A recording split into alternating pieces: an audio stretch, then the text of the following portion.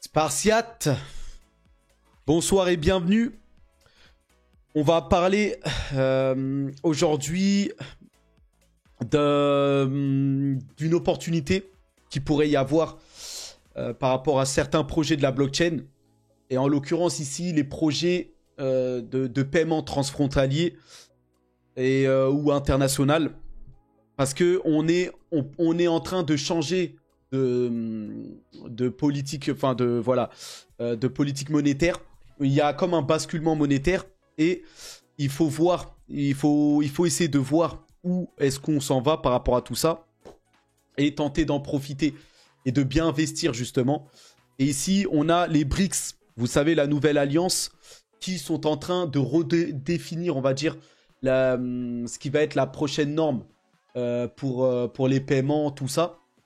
Il y a une nouvelle alliance, il y a un nouvel ordre, on va dire, mondial. Et des alliances des alliances entre États.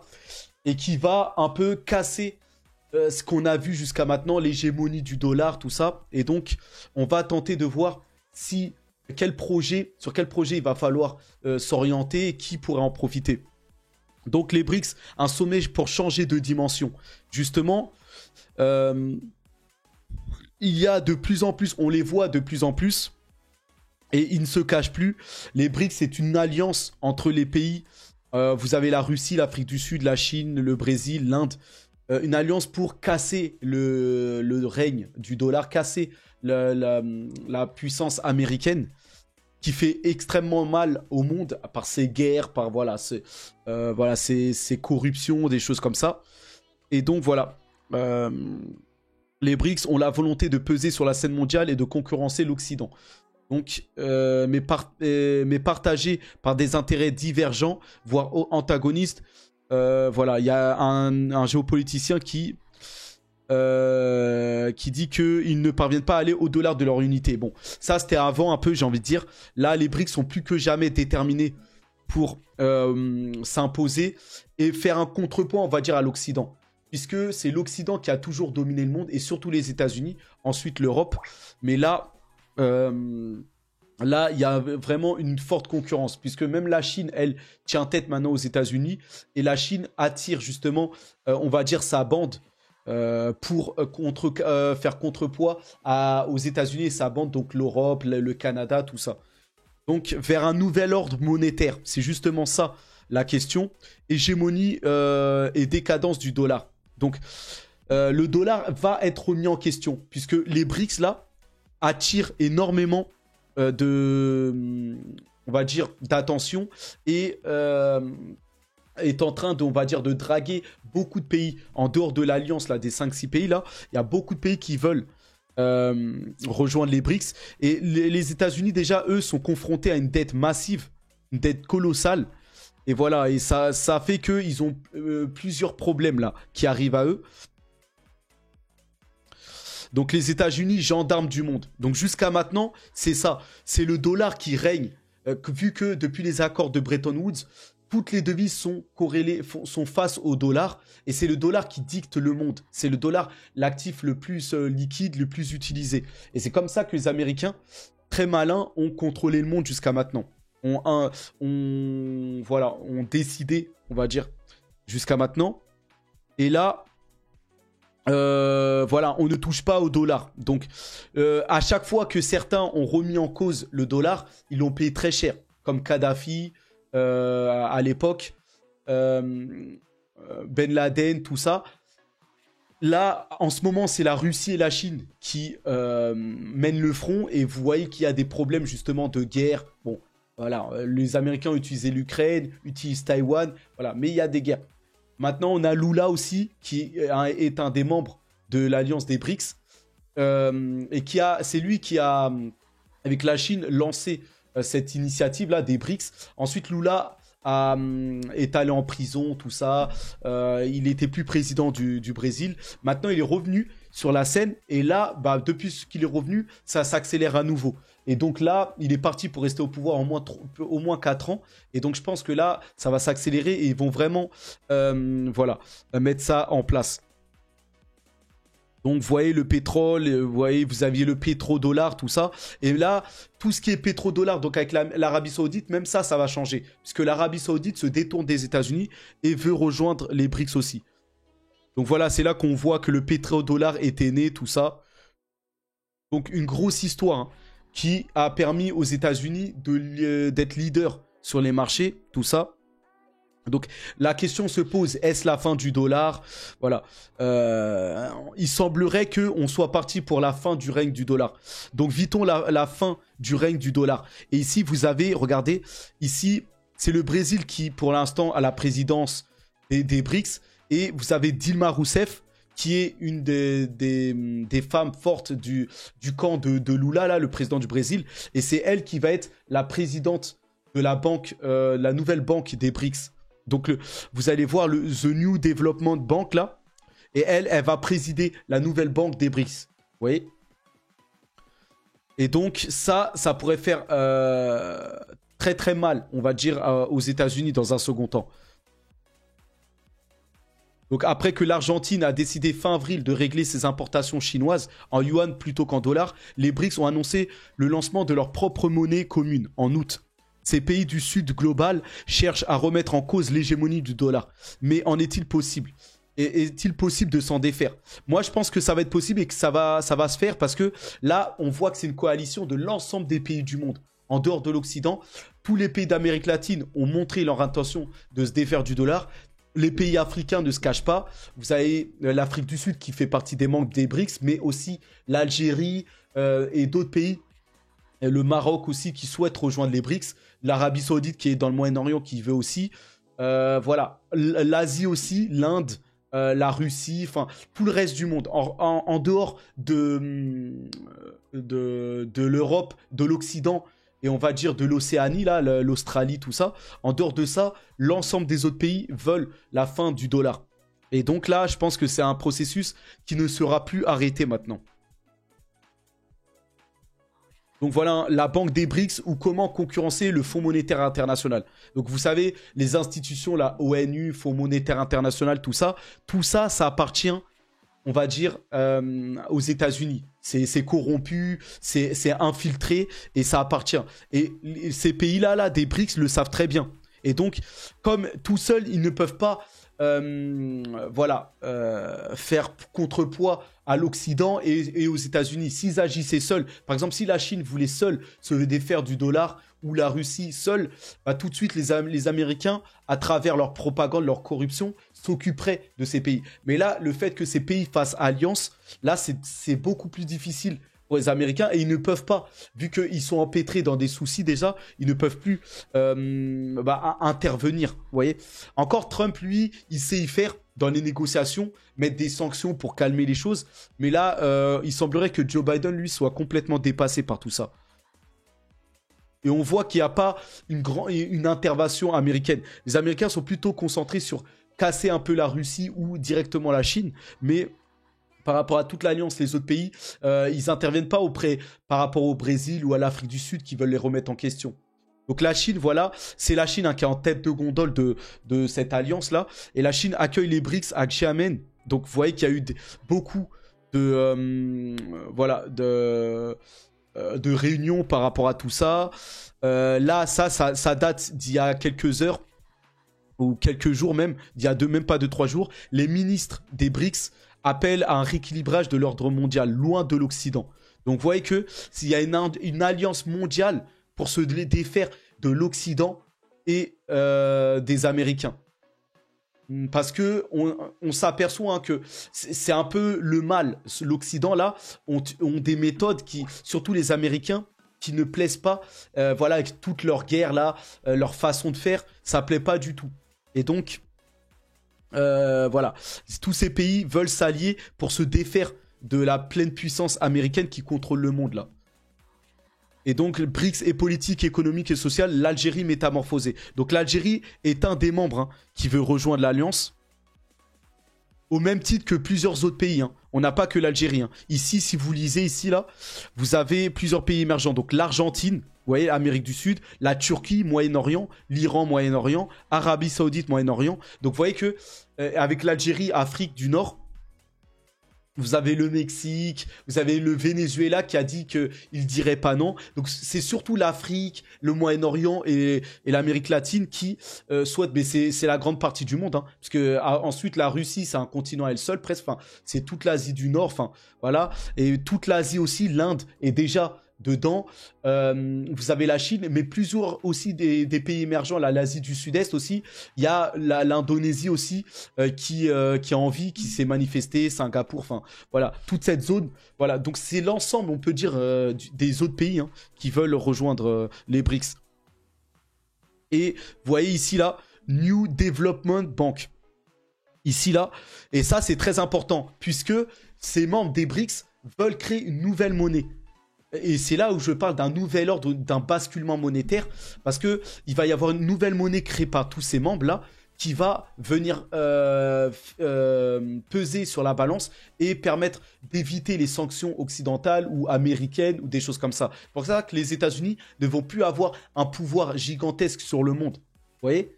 Et donc les États-Unis vont perdre en force. Là où la Chine grappille des forces et la Chine va s'imposer face aux États-Unis. Et j'ai envie de dire que c'est mieux parce que la Chine, c'est un pays qui cherche la paix et qui évite les guerres contrairement aux États-Unis. C'est la méthode américaine, c'est comme ça qu'il fonctionne. Donc tant mieux par rapport à ça. Donc là, on a voilà, la nouvelle banque de développement comme alternative à la Banque mondiale et au Fonds monétaire international. Vous voyez ? Donc cette nouvelle banque-là de développement vient pour remplacer la Banque mondiale et le Fonds monétaire, le FMI, parce qu'on sait très bien que la Banque mondiale et le Fonds monétaire international sont des propriétés américaines. Et ça, les pays des BRICS l'ont bien compris. Et c'est pour ça. Et donc l'ancienne présidente du Brésil, Dilma Rousseff, dirige cette institution depuis le 17 mars 2023. Donc vous voyez qu'il y a 2 mois là, c'est très récent et les BRICS ont mis en place une nouvelle banque qui va venir faire contrepoids. Vous voyez ? Et donc vous voyez les présidents ici. Donc là, vous aviez à la place de Lula, au milieu là, vous aviez Jair Bolsonaro, le président du Brésil, mais que lui aussi était partisan de ça. Donc vous voyez que le Brésil, que ce soit Bolsonaro ou Lula, ils sont tous à fond. Et Lula, j'ai envie de dire que Lula, parce que Bolsonaro, il était discret. Mais Lula, lui, il est encore plus agressif. Lula, non seulement il crée une alliance, enfin, il est dans les BRICS, là, et c'est lui qui est en tête pour, voilà, qui mène la charge par rapport à ça. Mais en plus, Lula est à l'initiative en Amérique latine pour créer une nouvelle monnaie unique en Amérique latine pour faire contrepoids au dollar. Donc, vous voyez que peut-être même chaque continent va avoir sa monnaie. Enfin, le système monétaire est en train de se redéfinir. Vous voyez ?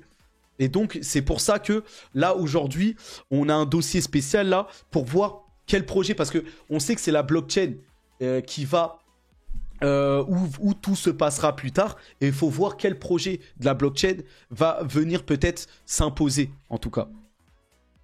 Donc voilà, la nouvelle banque de développement, ici.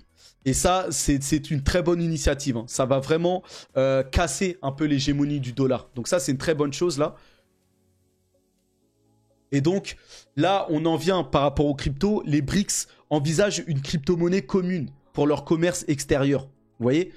Et ça c'est un point important. Puisque de toute façon, les cryptos et la blockchain, c'est l'avenir. Hein. C'est la technologie blockchain et l'avenir. En fait, ça va permettre des envois, des transferts de fonds internationaux bien plus rapides que le système, on va voir, la SWIFT qui est en place, ou d'autres alternatives actuellement, là, et à moindre coût. C'est-à-dire que des coûts très très faibles. Et il y a certains projets de la blockchain, là, sélectionnés qui permettent cela, on va dire. Et donc, vous avez vu que les BRICS ont une nouvelle banque, mais les BRICS envisagent une crypto-monnaie commune aussi pour leur commerce extérieur. Donc, ils ont une nouvelle monnaie, mais cette nouvelle monnaie pourrait être une crypto-monnaie. Donc, c'est en train de se dessiner. Et donc, ça pourrait être une crypto. Et là, voilà, c'est sur la blockchain. Donc, voilà l'importance. Donc, on va voir. Et il y a des projets qui pourraient servir d'appui et justement de blockchain pour cette nouvelle monnaie commune. Et donc, on va voir quel projet là peut appuyer en fait ce nouveau commerce. Vous voyez ? C'est important en fait de voir tout ça parce que ça va redéfinir. Vous savez, les crypto-monnaies, dans crypto-monnaie, il y a monnaie en fait. Et monnaie, c'est-à-dire, c'est pour le paiement. Les monnaies, en fait, c'est ce qui sert de transaction. Donc, les crypto-monnaies, qui sont à la base de la blockchain, c'est d'abord les monnaies, les paiements transfrontaliers. C'est pour ça que le Bitcoin a un peu bousculé un peu voilà, la finance mondiale là.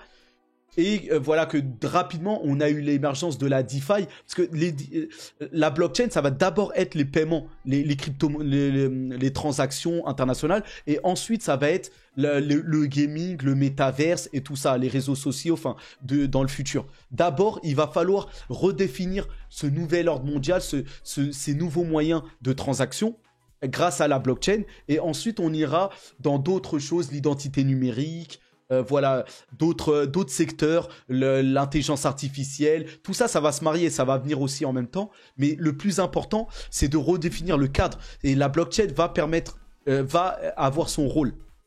On ne sait pas encore avec quelle monnaie on va payer, les stablecoins, le bitcoin, voilà, les CBDC, à travers justement des projets blockchain, comme justement on va venir dessus là. Donc on va voir, mais il faut tenter de se poser ces questions-là là.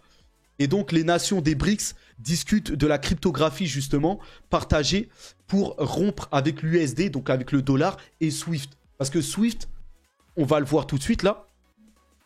SWIFT, Society for Worldwide Interbank Financial Telecommunication, ça, c'est basé en Belgique, mais on peut dire que c'est à la propriété américaine. En fait, c'est américain, on va dire. Donc là, c'est à Bruxelles. Mais voilà, c'est plutôt... Alors, je sais pas, voilà. Des montants de transactions journalières chiffrés en milliers de milliards de dollars US. Mais voilà, pour on va dire, simplifier, c'est quand même une propriété américaine. C'est les Américains qui contrôlent ce système. Et donc, vous voyez que c'est un énorme... SWIFT, c'est... Voilà, c'est une énorme institution qui permet le transfert international. Donc là, au niveau des institutionnels, hein. Donc là, on parle au niveau des États, des grosses banques, des grosses institutions, des grosses entreprises. Et ça, c'est un marché à plusieurs milliards. Et ça, dites-vous que c'était un peu contrôlé par les Américains à travers SWIFT. Vous voyez, même si c'est basé en Belgique, c'est plutôt, on va dire, sous directive américaine. Vous voyez. Donc ça, les BRICS, justement, à travers la New Bank Développement et à travers peut-être la blockchain, vont venir éjecter ou balayer SWIFT et mettre leurs nouvelles normes en place. Et là, ça va complètement couper les relations, enfin la puissance américaine, vous voyez, et le dollar. Ici, il y a un programme, c'est la DLT qui a été mis en place. Je sais plus ce que ça veut dire, mais vous avez déjà une feuille de route ici par rapport à voilà, à la mise en place de ce nouveau système monétaire, tout ça.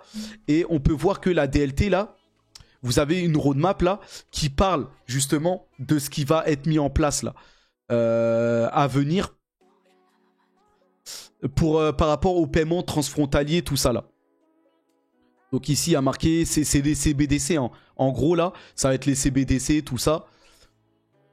Vous avez plusieurs pays, tout ça, là.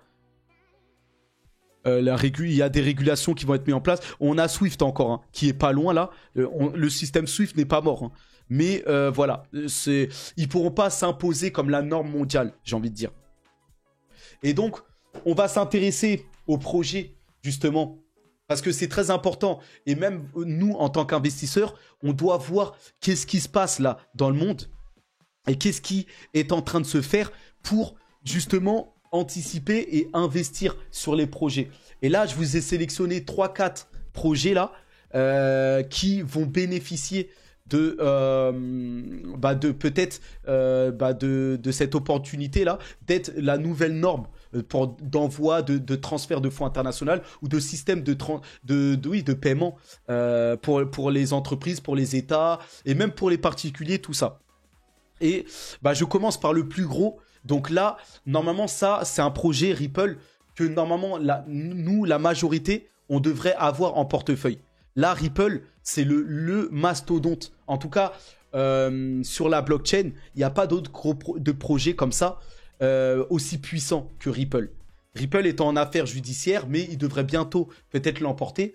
Mais ça, c'est avec les Américains. En dehors de ça, vous allez voir que Ripple pèse très très lourd. Et Ripple, c'est un projet qui vaut quand même déjà 25 milliards Donc c'est pas un petit, voilà, hein, c'est un gros joueur qui pourrait, attention, ça sera l'objet d'une autre vidéo, mais qui pourrait surpasser même Ethereum. Au vu de où le monde s'en va, de ce qui est en train de se passer là, Ripple pourrait devenir la deuxième crypto du marché, voire la première. Hein. Voire par rapport au Bitcoin, c'est pas encore défini. Hein. Mais Ripple, vous allez voir que Ripple a un potentiel gigantesque dans le monde là. Et ils ont incorporé toutes les banques, toutes les institutions, tout ça. Et c'est très très puissant.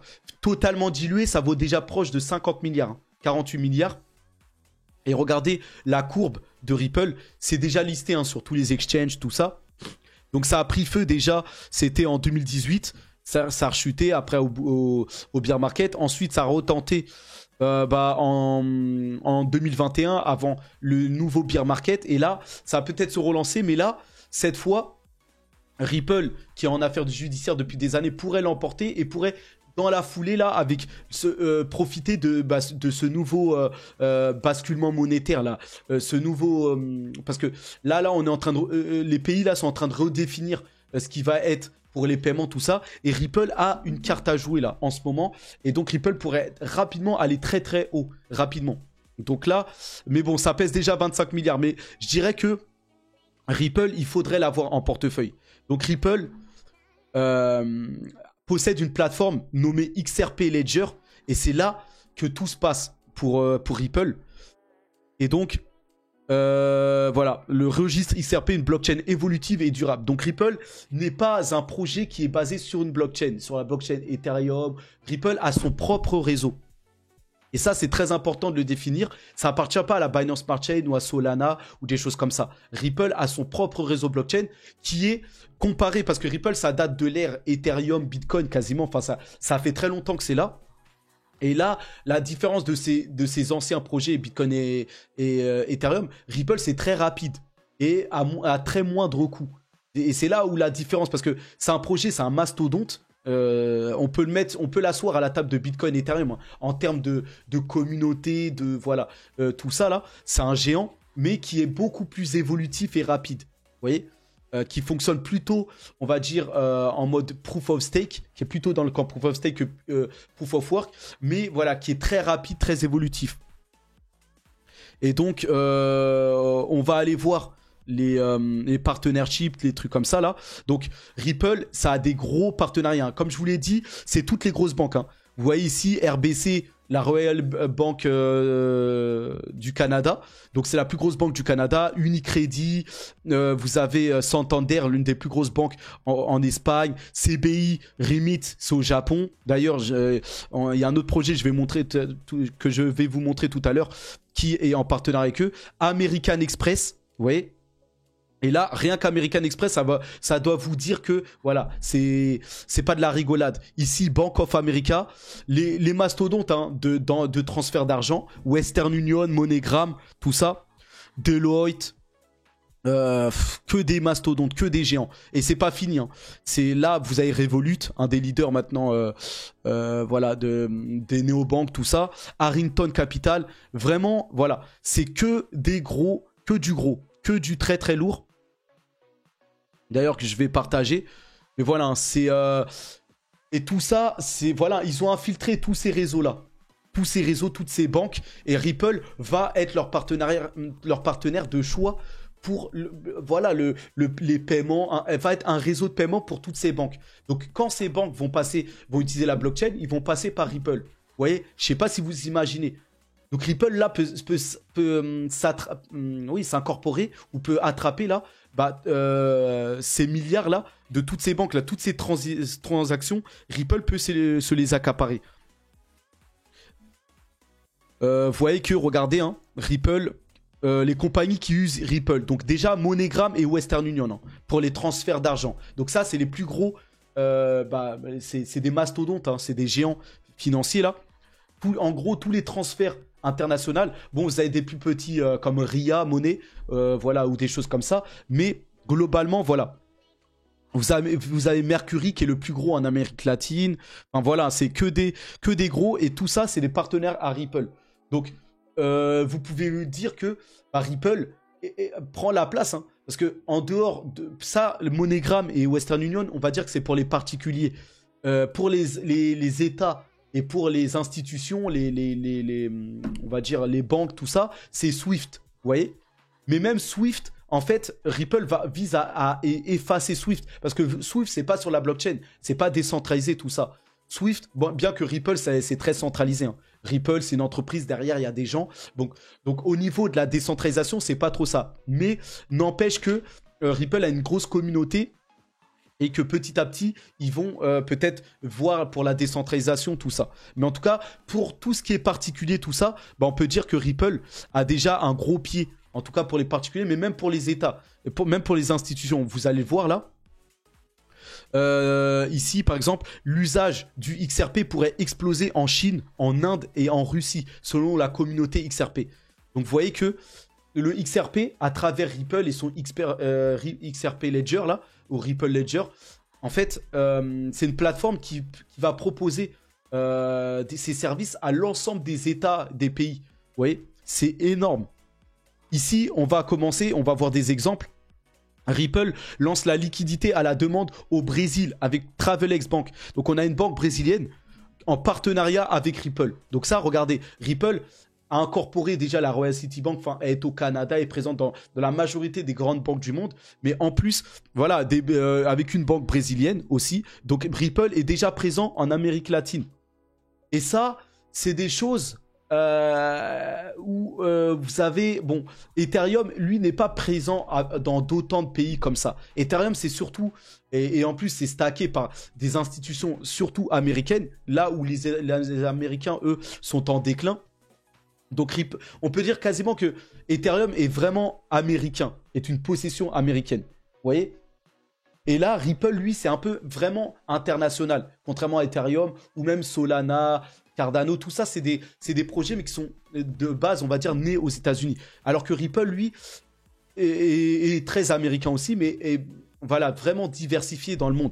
Après, la majorité des investisseurs ou des spéculateurs du monde entier détiennent de l'Ethereum. Et on sait que les Layer 2 d'Ethereum comme Polygon ont de gros partenariats avec des grosses entités en dehors aussi des États-Unis. Mais Ripple, lui, a on va dire, un meilleur pied à l'extérieur que Ethereum, par exemple. Et donc, voilà, partenariat avec Travelex au Brésil. Ici, Mercury utilisera Ripple ODL, donc le réseau de Ripple, pour accélérer les envois de fonds entre Johannesburg et Londres. Donc là, Mercury, c'est l'Afrique du Sud. Hein.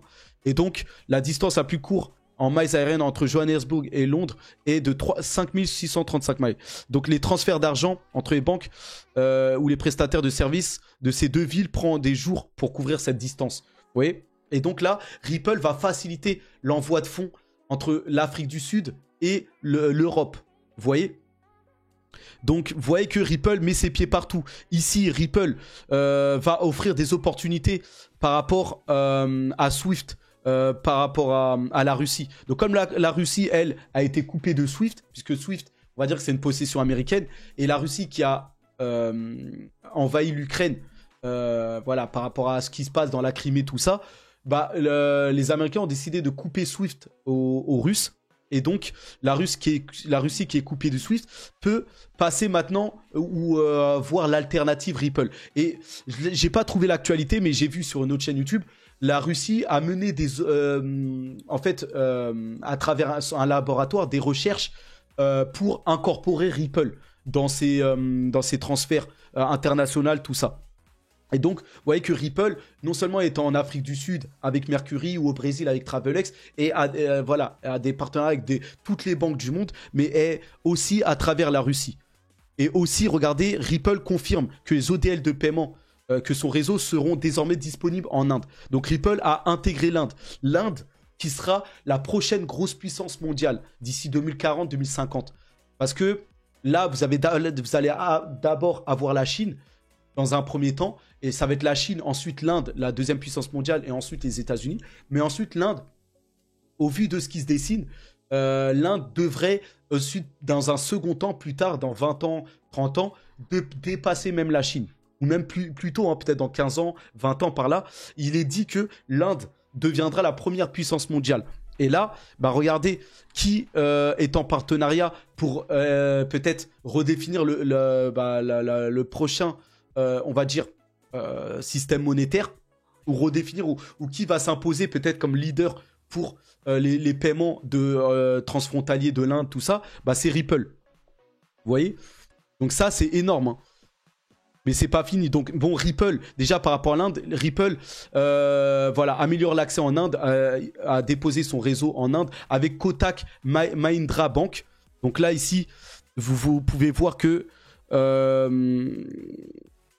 voilà, Kotak rejoint d'autres grandes banques de la région sur RippleNet. En novembre, Axis Bank a mis en ligne Xcurrent et en février de cette année, IndusLand LND là, a annoncé qu'elle rejoindrait la communauté Ripple. Donc voilà, Ripple, vous avez Kotak, Mahindra Bank, vous avez aussi Lulu Exchange et Federal Bank qui améliorent l'expérience des paiements transfrontaliers en Inde avec RippleNet. Donc plusieurs institutions bancaires ou exchange voilà, passent par Ripple. Donc vous voyez que Ripple vraiment est incorporé dans chaque état là. Aussi Ripple a acquéri, là c'est en Chine, c'est énorme, ou en Asie là, Ripple acquiert une participation de 40%, près de la moitié, dans le principal spécialiste asiatique des paiements transfrontaliers, Tranglo. Donc Tranglo, c'est le numéro 1 des paiements transfrontaliers en Asie. Donc vous avez Swift qui domine le monde, qui est dominant dans le monde. Et là, Tranglo, c'est le grand chef, on va dire, des paiements transfrontaliers en Asie. Et là, bah regardez, Ripple possède déjà la moitié. Et probablement que dans le futur, ils vont prendre de plus en plus de parts, puisque le monde va se décentraliser, va partir sur la blockchain. Donc Ripple va s'accaparer tout ça. Donc vous voyez que Ripple en Inde, en Russie, en Afrique, même en Europe, vous allez le voir après, enfin en Amérique latine avec Travelex Bank, enfin en Amérique du Nord, bien qu'ils ont des problèmes avec les États-Unis, là, la SEC leur met des bâtons dans les roues, mais ils sont sur le point de gagner. Ils sont partout. Et donc, voilà, même avec Tranglo, hein, vous voyez, à propos de Tranglo, Tranglo est un centre de paiement transfrontalier qui a fait ses preuves dans les solutions de paiement aux entreprises, de transfert de fonds à l'étranger. Vous voyez, nous avons des bureaux à Kuala Lumpur, Singapour, Jakarta, Dubaï, Londres. Vous voyez, notre réseau couvre plus de 100 pays, 2500 opérateurs de téléphonie mobile, 1300 banques, voilà, 130 000 points de retrait d'espèces à travers le réseau Tranglo. Et ça appartient quasiment à moitié à Ripple. Je ne sais pas si vous vous rendez compte, c'est gigantesque. Et vous voyez que Ripple a mis son pied en Asie. Et regardez, Ripple à Hong Kong. Et Hong Kong qui va devenir la prochaine plus grosse place financière mondiale, puisque Hong Kong est à fond là sur la blockchain, voilà, et sur l'IA, tout ça. Tout se passe là-bas. Et Hong Kong va devenir le nouveau New York. Vous voyez? Parce que la Chine va dépasser les États-Unis en tant que première puissance mondiale. Et c'est en cours là. Et la Chine est en train de prendre la place de leader mondial. Et à l'aide des BRICS, va se débarrasser un peu des États-Unis. Et Hong Kong, justement, Ripple a déjà intégré Hong Kong là. Vous voyez? Et la Chine. Donc, vous voyez qu'il n'y a pas de problème. Ripple est déjà... voilà, n'a pas de problème avec les autres États. Là où Ethereum, qui est très détenu, on voit que les validateurs, c'est que américains. Voilà, Ethereum, c'est pas trop aimé, on va dire, en dehors des États-Unis, tout ça. Donc là, Ripple, voilà, va participer au programme de CBDC à Hong Kong. Hein. Ouais, Ripple pourrait être parce qu'en fait, Ripple possède la norme 222. En fait, la nouvelle norme moderne, on va dire, pour les paiements transfrontaliers. En fait, c'est une initiative qui a été mise en place par Swift. Et voilà. Mais en fait, Swift, c'est l'ancienne norme. Et là, la nouvelle norme, c'est ISO 222, là, Ripple possède cette norme. Au même titre que d'autres projets blockchain, on va les voir là.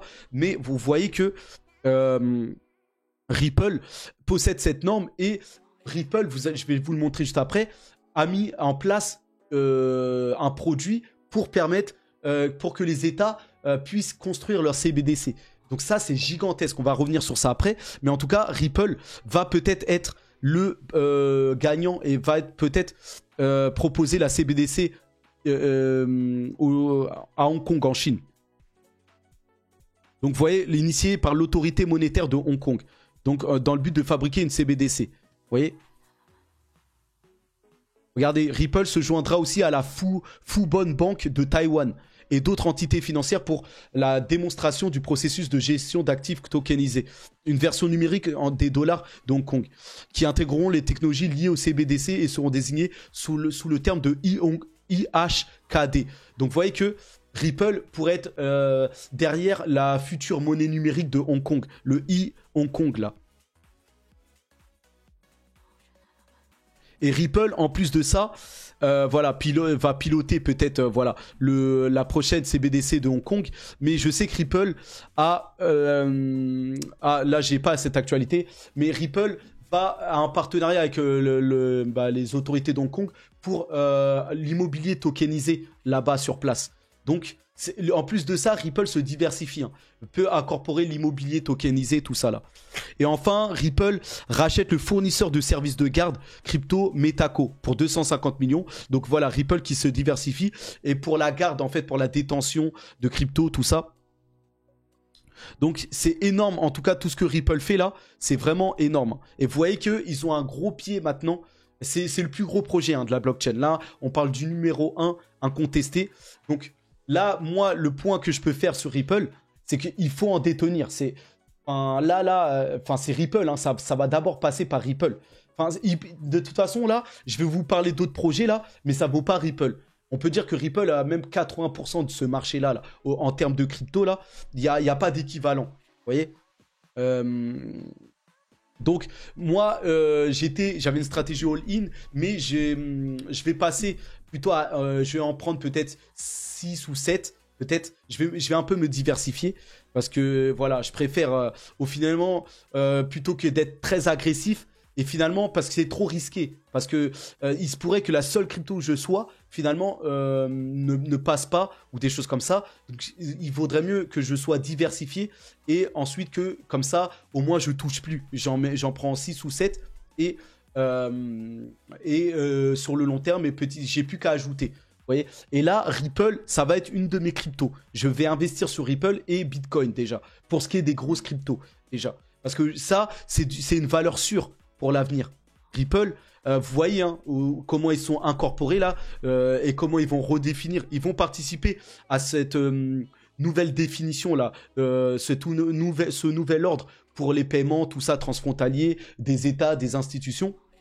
Et donc, pour moi, Ripple, c'est un investissement sûr et solide, on va dire, pour l'avenir. Donc voilà, par rapport à ça, on est quand même déjà à 37 minutes hein, de vidéo, rien que avec ce premier projet là, Ripple là. Donc je vais finir par le fait que Ripple déploie une plateforme CBDC permettant au gouvernement de créer leurs propres appareils numériques. Vous voyez? Donc voilà, Ripple, la société crypto-monnaie Ripple s'aventure davantage dans les CBDC. Donc ils ont créé une plateforme et c'est à travers leur XRP Ledger. En fait, ils ont proposé un produit complet pour que les États puissent créer leur CBDC. Donc là, Ripple pourrait être choisi par énormément d'États pour le développement de leur monnaie numérique. Et en fait, en gros, tous les États qui choisiront Ripple pour développer leur CBDC et qui passeront par la plateforme Ripple, c'est de la valeur que Ripple va apporter à tous ces États, et Ripple pourrait engranger énormément de volume de transactions sur son réseau et de bénéfices, puisque c'est eux qui servent les États pour leur monnaie numérique. Et tout ça, c'est des capitaux en plus pour Ripple, des bénéfices pour l'entreprise Ripple, et donc pour le cours du XRP. Et c'est là où XRP va engranger énormément de milliards, et le cours du XRP pourrait exploser à travers ça là. Donc ça fait le tour des actualités. Ripple lance sa plateforme permettant aux banques centrales d'émettre leur CBDC. Ça c'est gigantesque. Hein. Projet CBDC, le Ledger XRP comme nouveau standard.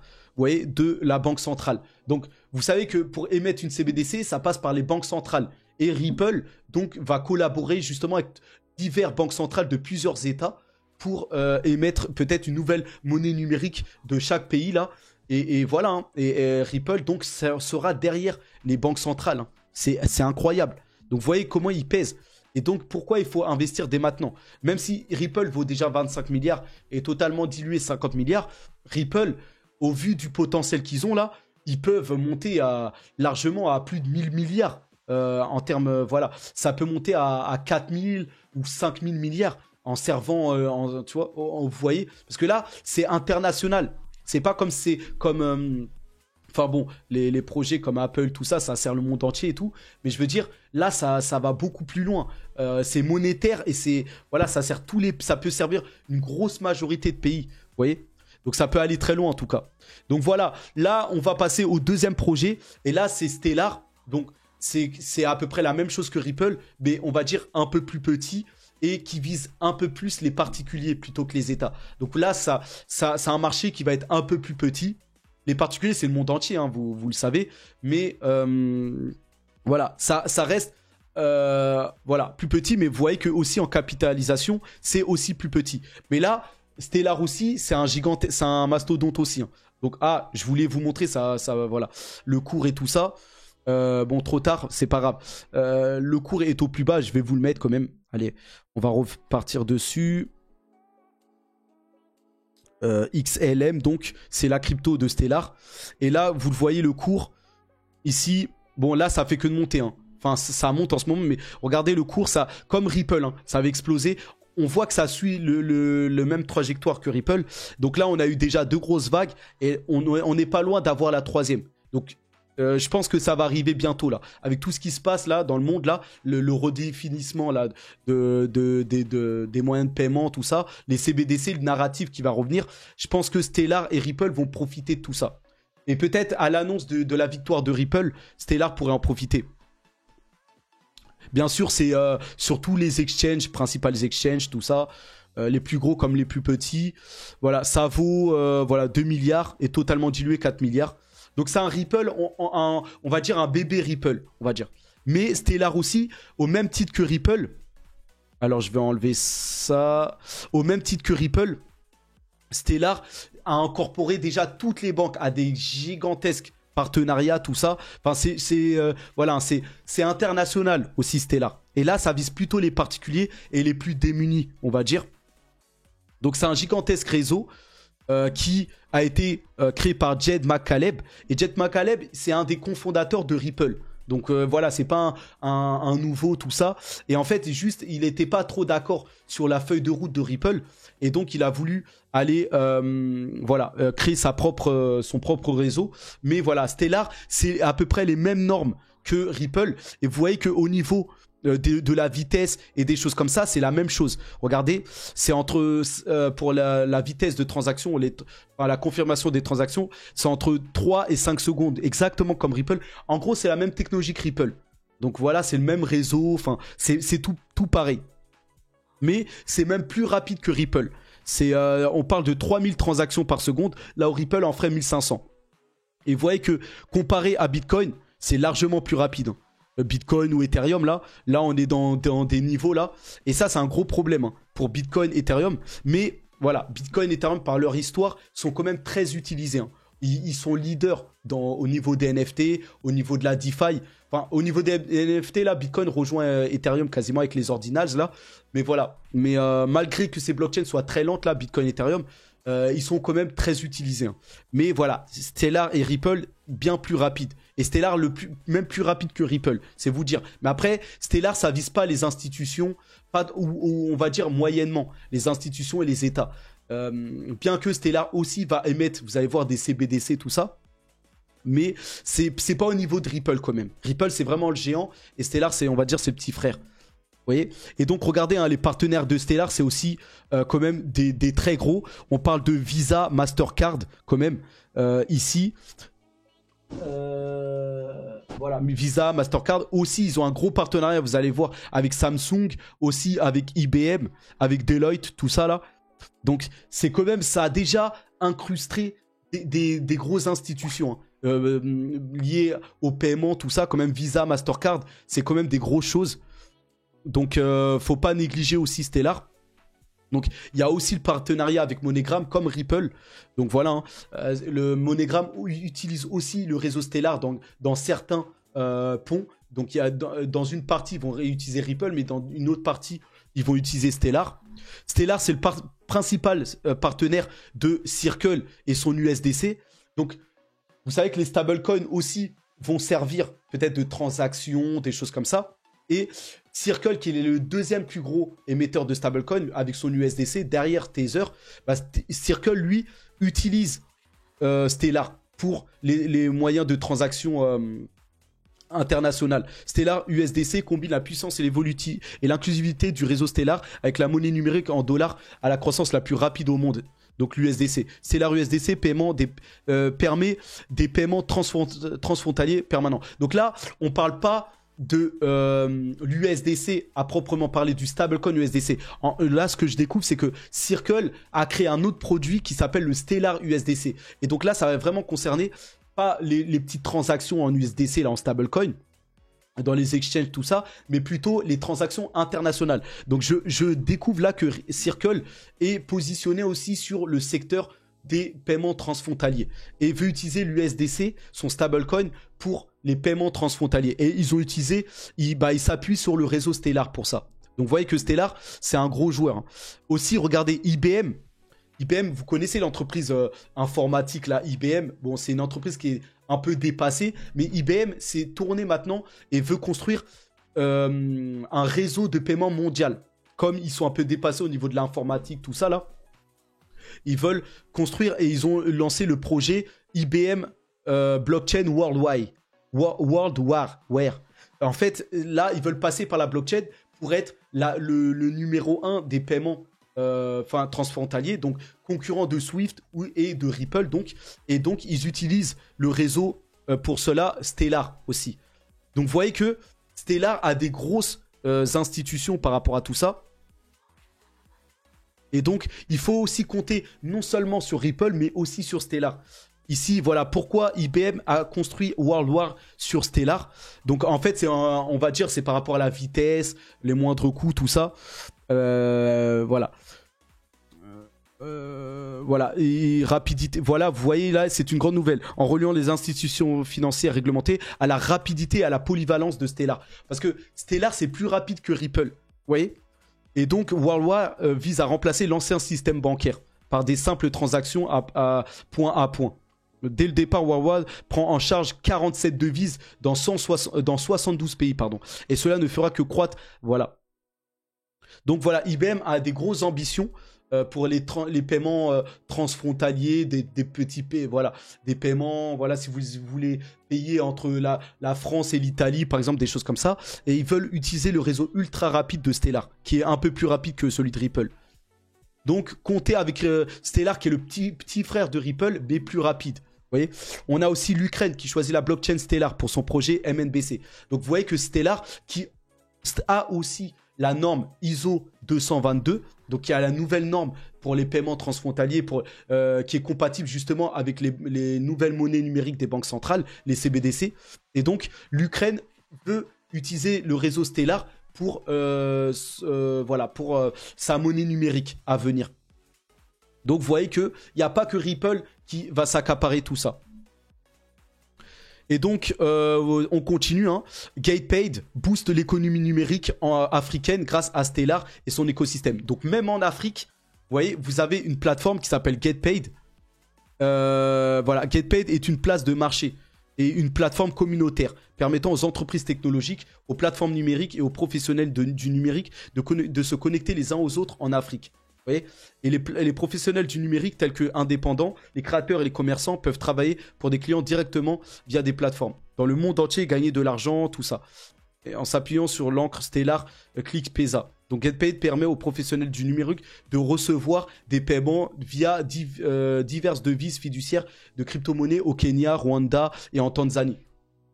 Donc vous voyez que, en gros, tous ceux qui travaillent dans le numérique, tout ça, ou les entreprises qui travaillent dans le numérique, vont pouvoir recevoir des paiements ou faire des paiements entre pays là à travers le réseau Stellar. Donc Stellar est incorporé aussi en Afrique. Vous voyez ? Incroyable. Donc GetPaid, une plateforme qui utilise le réseau Stellar pour simplifier les transactions en ligne pour les Africains de l'Est. Vous voyez ? Mais je pense que ça va s'étendre. Ensuite à l'Afrique de l'Ouest, à l'Afrique du Nord, à l'Afrique du Sud.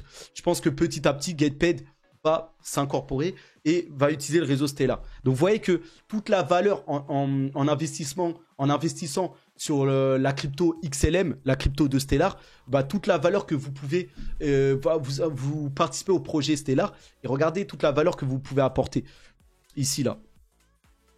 Donc, ici, on continue comment Felix et Bitso permettent des envois de fonds plus rapides et moins chers vers l'Amérique latine en utilisant Stellar. Donc, vous voyez que Stellar est aussi en Amérique latine à travers ici, voilà, Bitso pour intégrer Stellar USDC. Donc, comme vous le savez, Stellar est en partenariat avec Circle. Et là, à travers l'exchange Latam, là, donc Latam Crypto Exchange, voilà, ils vont permettre les paiements transfrontaliers, tout ça là. Donc même en Amérique latine, voilà. Hein. Ici, vous avez Satoshi Pay. Donc Satoshi Pay, c'est... on a Stellar qui a investi dans Satoshi Pay, qui est une fintech qui propose des transferts de fonds transfrontaliers en Europe, on va dire. Instantané grâce à la blockchain Stellar. Donc voilà, vous avez Stellar en Afrique, Stellar en Amérique latine, Stellar en Europe à travers Satoshi Pay. Donc voilà, Stellar est partout. Et ici, enfin, vous avez même Tempo. Donc Tempo est une société de transfert d'argent numérique. Et ça, c'est en Europe aussi. Et ils ont l'agrégation de la Banque de France. Hein. Donc là, c'est plus en France et en Europe. Et bah, eux, ils utilisent, propulsés par les dernières technologies, y compris la blockchain Stellar. Donc vous voyez que Stellar est très incorporé en Europe. Donc en Europe, en Amérique latine, en Amérique du Nord, en Asie, partout. Donc là, c'est le même niveau que, on peut dire, que Ripple quasiment. Donc Tempo, voilà. Tempo aussi, c'est en Europe, tout comme Satoshi Pay. Donc voilà. Hein. Et là, par rapport à Stellar, vous avez Meridian 2023 là. C'est un événement que Stellar a lancé là. Donc Meridian 2023, la conférence de presse annuelle de Stellar se déroulera à Madrid, en Espagne, du 26 au 28 septembre. Vous voyez ? Donc c'est une énorme conférence annuelle créée par Stellar et donc qui va réunir énormément d'entreprises, d'institutions, d'États, et ils vont parler justement de l'expansion de Stellar. Et regardez, vous avez quand même Idriss LB là, donc une grosse personnalité ici là. Idriss, tout le monde le connaît, hein, c'est un acteur reconnu qui va participer à l'événement qui est, on va dire, la tête, à l'image, on va dire, ce qui est un influenceur par rapport à tout ça là. Donc là, il vous donne rendez-vous à ce gros événement qui va être organisé par Stellar. Donc voilà, par rapport à ça, Stellar appuie une autre blockchain qui est assez réputée en Asie. Donc c'est là où je vous dis que Stellar a aussi sa présence en Asie. Et là, on a le projet Velo. Velo qui est très très rapide, tout ça. Et Velo, c'est, on va dire, en fait, ça utilise le réseau Stellar et ça va, ça va être tout ce qui est paiement transfrontalier en Asie. Vous voyez ? Donc, très très rapide. Je crois même plus rapide que même Stellar, hein, Velo. Et tout ça, ça a concerné l'Asie. Et donc, Velo, ça vaut que 16 millions. Hein. Ça vaut quasiment rien du tout. Et c'est au plus bas. Hein. Quand vous regardez, ici, ça s'est effondré. Et c'est le calme plat. Donc ça pourrait, avec tout ce qui se passe, Velo pourrait se relancer là. Et d'ailleurs, aujourd'hui, Velo est un des meilleurs performeurs là, sur la blockchain, avec plus 7% en une journée. Donc la flamme est en train de se prendre là. Et bien sûr, voilà, hein, Velo vont développer toutes les solutions en Asie, avec des partenariats avec Lightnet et Visa. Hein. Donc Velo commence, et ils ont plein d'autres partenariats en Asie, hein. Je ne vais pas tous les couvrir, mais ça a incorporé toute l'Asie du Sud-Est, et avec la Chine et tout ça. Donc, et là, ça utilise le réseau Stellar. Donc vous voyez que Stellar et Ripple sont vraiment les mastodontes à posséder. Et ensuite, si vous voulez des projets plus risqués, vous avez Velo qui se concentre sur l'Asie. Et je pense que Velo va rapidement exploser parce que l'Asie va exploser là avant les marchés américains. Donc, et la Chine, vous savez que la Chine, avec les BRICS et la Chine, là, qui sont en train de vraiment prendre la place de leader mondial. Donc, je pense que Velo, les transactions à travers Velo vont exploser là. Donc à voir, hein. Vélo, à propos de Lightnet, vous avez d'autres, voilà, à propos de vélo, la mission de vélo est de construire un réseau fédéré d'échanges et voilà, crédit, alimenté par le protocole vélo, est un protocole financier qui émet le crédit numérique rattaché à n'importe quelle monnaie fiduciaire, tac tac tac. Bon, Vélo est actuellement au service de partenaires commerciaux en Asie du Sud-Est. Donc voilà, en fait, Vélo c'est surtout l'Asie du Sud-Est, c'est pas vraiment la Chine, les choses comme ça. Pour ce qui est de la Chine, c'est plutôt Ripple. Voyez, mais n'oubliez pas l'Asie du Sud-Est qui va être une économie florissante, hein, qui est une économie vraiment florissante sous l'impulsion de la Chine qui va rapidement exploser. Et l'Asie du Sud-Est, c'est des gros pays, hein. L'Indonésie, la Thaïlande, la Chine, le Japon, enfin plutôt le Japon, la Corée du Sud. Donc c'est pas des petits, hein. Et là, voilà, il y a un gros partenariat. Donc n'oubliez pas ça, hein. Enfin, là, quatrième projet que je voulais vous passer, c'est XDC Network, donc Cfin Network. Ça aussi, hein, ça a incorporé pas mal il y a des gros partenariats, tout ça. Là, ça vaut aussi 473 millions, donc c'est plus gros que Vélo. Et regardez, ça arrivait un peu plus tard, donc ça a connu qu'un seul bull run avant de plonger là, depuis le dernier bear market. Et bon, c'est déjà sur les plus grosses bourses, tout ça aussi. Enfin, non, même pas. C'est même pas encore commencé. C'est même pas encore sur Binance, Coinbase, tout ça. Donc, il y a un potentiel pour Xifin. Donc, on va aller voir ça.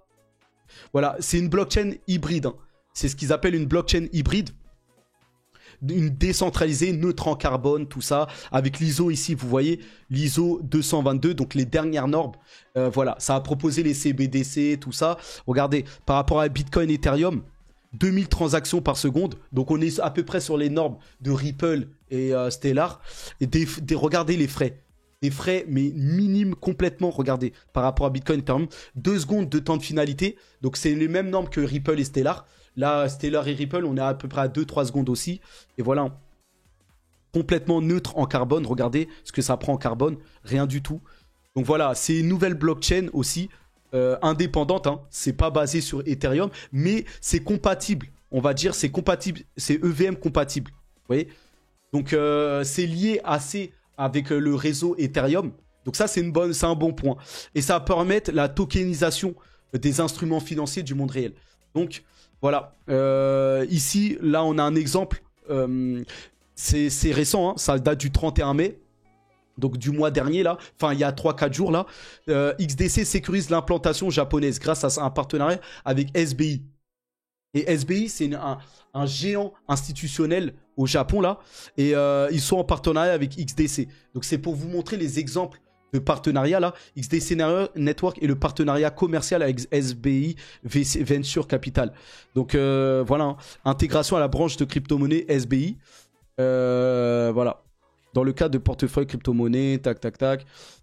Voilà, en fait, c'est pour le marché du financement et du commerce. C'est pour le commerce, on va dire. Donc là, c'est pas trop pour les paiements transfrontaliers, mais ça va intégrer tout ce qui est le commerce et tout ça, là. Voilà, les États vont s'appuyer sur ce genre de réseau-là, là. Et comme XDC a les dernières normes, XDC peut proposer aussi les CBDC, les choses comme ça.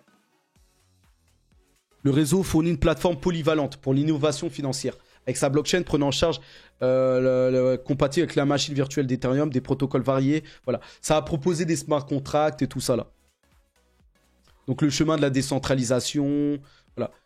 Et SBI justement un acteur puissant sur les marchés mondiaux de la cryptographie. Vous voyez? Donc voilà, hein, ça se lie avec des gros mastodontes de la cryptographie pour proposer la prochaine norme financière, on va dire. Donc voilà, par rapport à XBC, bon, ce qu'il faut retenir de tout ça, c'est que les deux géants, vraiment, c'est Ripple et Stellar. Eux, c'est vraiment, et surtout Ripple, hein. Ripple, on peut dire qu'ils ont voilà, la grosse majorité du marché. Donc le Ripple, c'est l'investissement le plus intéressant, le plus sûr en tout cas. Après Stellar, c'est la même chose, c'est le petit frère, un peu plus rapide, mais qui a déjà plein de partenaires dans le monde entier, un peu dans tous les continents, tout ça. Et ensuite, vous avez Vélo, bon, voilà, ça utilise le réseau Stellar. Donc Vélo, c'est plutôt l'Asie du Sud-Est, mais ça utilise le réseau Stellar. Donc voilà, Stellar, vraiment, c'est mastodonte comme Ripple. Et ensuite, vous avez XDC qui, pour le commerce un peu, là, c'est pas trop pour les paiements, mais pour le commerce international, les paiements transfrontaliers, tout ça. Ah, vous, voilà, vous pouvez passer par XDC aussi. Donc voilà, et regardez, là, ça date d'il y a pas longtemps. Enfin, c'est de novembre 2022. Mais Poutine a appelé déjà à un système de paiement international basé sur la blockchain. Donc là, à l'heure où les BRICS sont en train de se lier et le monde est en train de se dédollariser, et les BRICS vont créer une nouvelle monnaie. Donc le monde là va se redéfinir. On va avoir peut-être de nouvelles monnaies. Et en fait, il y a des grandes chances qu'ils passent par la blockchain. Et donc par Ripple ou par Stellar principalement. Et voilà, et XDC peut-être, voilà, va aider au commerce, tout ça. Donc, voilà les amis, moi je vous recommande, je ne suis pas un conseiller en finance, hein, mais Ripple et Stellar comme choix solide d'investissement. Avec ça, c'est garanti que dans les prochains mois ou années, vous ferez des gains normalement. Donc voilà, j'espère que vous avez aimé cette vidéo. Je voulais vous mettre en lumière tout ça. Donc vous me tiendrez au courant si vous avez aimé ce genre de vidéo. On est à pile 1 heure, donc j'en termine là. Donc Spartiate, force à nous hein, et force à vous. Bon courage à tous. Quoi que vous fassiez, on est le week-end là. Donc bon, c'est un peu plus calme le week-end, mais on se tient au courant. Hein. Je prépare d'autres dossiers, on va dire, ou voilà, ou vidéos spéciales par rapport à la blockchain, aux cryptos, tout ça là. D'autres cas, on va dire. Là, je vais faire un cas là sur l'intelligence artificielle. Et vous ciblez aussi les cryptos qu'il faudrait détenir. Et voilà, on reste en contact en tout cas. Allez, à plus.